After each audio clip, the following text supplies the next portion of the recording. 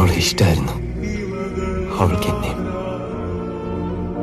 നിങ്ങളൊന്നിരുന്ന് സംസാരിച്ച് തീരുന്ന പ്രശ്നമല്ല പറഞ്ഞു ഇവിടെ വരെ കൊണ്ടെത്തിച്ചത് അല്ലേ?